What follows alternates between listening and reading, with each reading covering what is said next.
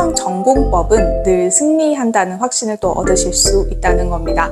문해력을 키우는 독서, 사고력을 키우는 수학, 그리고 의사소통을 중요시하는 외국어 교육 등 흔들리지 않는 뿌리를 만들어주는 교육이 필요하다는 것을 깨달으실 수 있을 겁니다. 안녕하세요. 즐거운 초등영어의 지니쌤입니다. 자, 오늘은 입시에 관한 이야기를 좀 해볼까 하는데요. 논란이 있을 수도 있겠지만 좀 할 말은 하고 가고 싶어서 그런 곳이 유튜브니까요. 댓글은 살살 써주세요. 초등학부모님들은 과연 입시를 얼마나 알고 계실까요? 그리고 얼마나 알아야 한다고 생각하고 계시나요? 최근 윤석열 대통령의 수능 발언이 이슈가 되고 있는데요. 여러분들은 얼만큼 이 기사 내용을 이해하고 계시는지 궁금합니다. 우선 교육부나 교육과정평가원에 계신 분들은 직원들이지만요. 장관이나 대통령은 정치인이라고 할 수 있죠. 그래서 우리가 어떤 발언을 들었을 때 곧이곧대로 듣기보다는 어떤 내용들이 숨어 있는지를 체크하시는 것이 중요합니다. 자, 마지막에 발표된 신문 기사의 워딩을 그대로 쓰자면요. 수능 킬러 문항 배제, 외고, 자사고, 국제고, 존치. 요렇게가 마지막 제가 이 유튜브를 찍고 있는 이 시점에 마지막으로 발표된 내용입니다. 우선 명분은 과도한 사교육을 막고자 함이라고 했습니다. 여러분은 이 말이 사교육을 막고자 하는 것과 상관관계가 있는 것인지 그것에 동의하시는지 궁금합니다. 오늘 저는 두 가지를 이야기하려고 하는데요. 그 첫 번째는 사교육과 입시의 상관관계고요. 두 번째는 수능의 미래입니다. 자, 사교육과 입시의 연관관계를 여러분은 어떻게 생각하시나요? 영어의 측면에서 본다면 우리는 아주 어렸을 때부터 가정에서 노출해주는 엄마표 영어를 떠올릴 수 있습니다. 학원에 보내서 아이에게 과도한 경쟁과 스트레스를 주지 않기 위해서 또는 최근에는 그 코로나 때문에 강제로 엄마표 영어를 하는 집들도 생겼죠.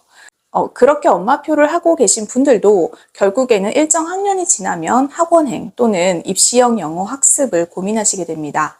왜냐하면 우리는 대한민국에 살고 있고 우리나라의 입시 제도를 무시하고 함께 살아가기가 쉽지 않기 때문입니다. 그렇다고 한다면 막연한 불안감으로 사교육을 덥석 시작하시기보다는 입시 제도가 어떻게 생겼는지 알고 시작하셔야 한다는 뜻이죠. 그런데 우리는 어떤가요? 대부분 초등학부모님들은 나와는 먼 얘기야 라고 생각을 하십니다. 그리고 초등, 고등에 가서 그때 가서 알아보면 되지 라고 생각하시는 것 같아요. 그리고 대입이 너무 자꾸 변해서 미리 알아봐봤자 별로 필요가 없을 것 같아. 그리고 너무 복잡해서 난 잘 모르겠어 라는 식으로 미뤄두시기만 합니다.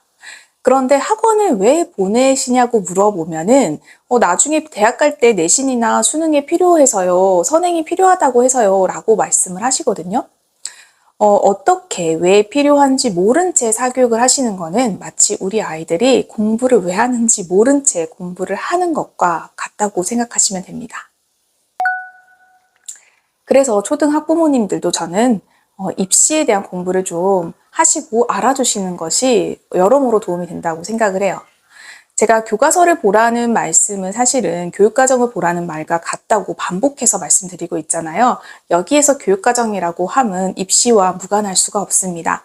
입시 제도가 자꾸 바뀌는 것 같지만 사실 커다란 물줄기는 사실 한 곳으로 향하고 있다는 걸 아셔야 해요. 이번 대통령의 발언도 저는 같은 맥락으로 봐야 한다고 생각을 합니다. 사실 많은 분들은 이 수능 킬러 문제를 배제함으로써 그 사교육에 경감을 시키겠다라는 의지로 보고 계신 분들이 많으신 것 같은데요.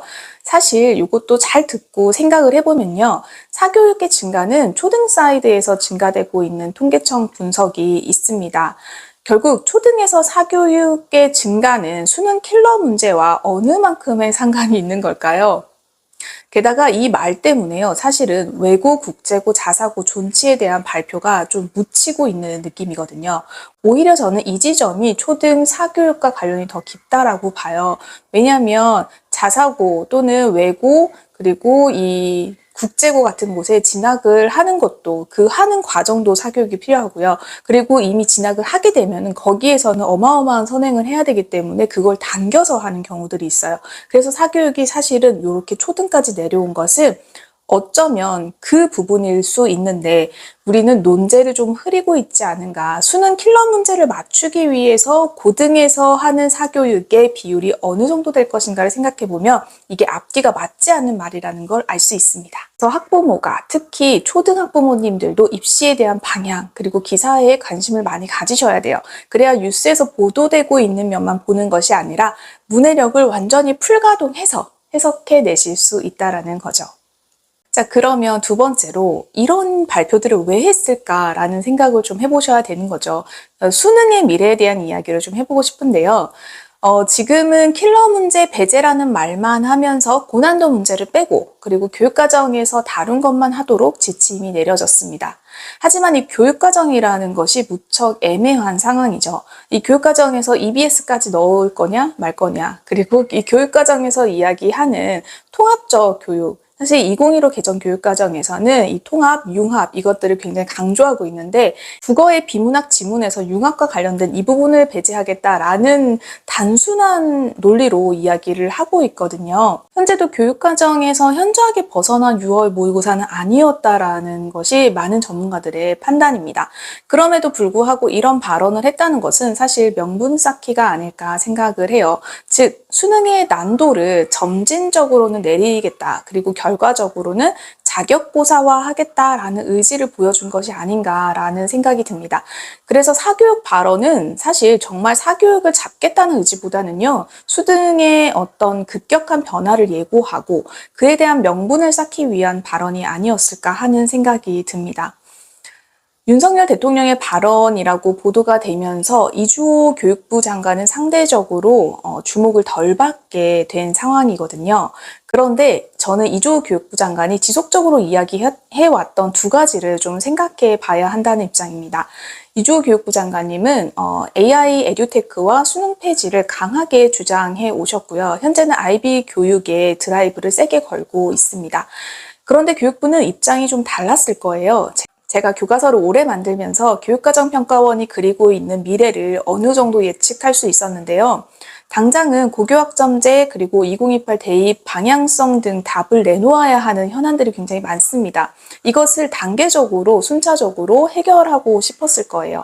그런데 장관님이 임명되자마자 AI 교과서도 급진적으로 진행이 되었죠. 사실 이것도 급한 게 맞습니다. 제가 교과서 오래 만든 사람으로서 AI 교과서가 당장 15년부터 정말 원활하게 잘 사용이 되긴 어려울 거예요. 그러다 보니까 과도기적인 측면이 없지 않아 있는데요. 그럼에도 불구하고 이 단계를 거치지 않으면 우리는 다음이 없기 때문에 저는 찬성을 하는 편이지만 이게 좀 급하게 넘어왔다라는 느낌은 배제할 수가 없거든요. 그리고 수능도 당장 폐지할 것처럼 막 이렇게 하시다 보니까 그 조율의 과정이 사실 교육부와 만만치 않았다고 보여지는 상황입니다. 그러다 보니 그 과정에서 교육과정평가원장님의 사임 그리고 실무자의 경질이 있었죠. 그래서 이례적으로 이런 상황들이 발생하는 것, 그리고 수능 직후가 아니라 수능 5개월 전인 6월 모의고사 이후에 이런 발언을 한 것으로 미루어 짐작했을 때 반드시 이번 수능에 좀 큰 변화가 있어야만 다음 수능의 변화의 명분이 되어줄 수 있지 않았을까 하는 조심스러운 추측을 좀 해봅니다. 네. 어디까지나 뇌피셜이고요. 여러분들이 이걸 공식적으로 받아들이시기보다는요, 조금 다양한 시각을 한번 생각해 볼 수 있지 않을까 하는 그런 입장에서 말씀을 드립니다. 그럼 이렇게 좀 정신없이 바뀌는 가운데 학부모들이 무엇을 할 수 있을까 고민이 되실 거예요. 우리가 아이들 입시 때문에 사실 사교육을 시킨다고 하고 아이들 입시 때문에 이렇게 해야 한다, 저렇게 해야 한다 많은 말들을 하면서 정작 입시가 어떻게 굴러가는지 몰라서는 안 된다는 거죠. 계속 지켜보다 보면은 방향이 어느 방향으로 큰 물줄기가 바뀌는지 정도는 이해하실 수가 있을 겁니다. 그런 것들을 지속적으로 보다 보면 우리 아이에게 어떤 교육이 필요한지도 같이 보이게 되는 것이죠. 그게 결국 사교육 학원에 속지 않는 길이기도 하고요. 또 하나 이렇게 저렇게 방향이 흔들리더라도 항상 전공법은 늘 승리한다는 확신을 또 얻으실 수 있다는 겁니다. 문해력을 키우는 독서, 사고력을 키우는 수학, 그리고 의사소통을 중요시하는 외국어 교육 등 흔들리지 않는 뿌리를 만들어주는 교육이 필요하다는 것을 깨달으실 수 있을 겁니다. 자, 그러면 여러 가지 혼란 속에서 굉장히 많이 힘드셨을 우리 학부모님들께 이 영상이 도움이 되셨으면 좋겠습니다. 지니쌤은 다음 시간에 또 좋은 영상으로 찾아오도록 하겠습니다. 감사합니다.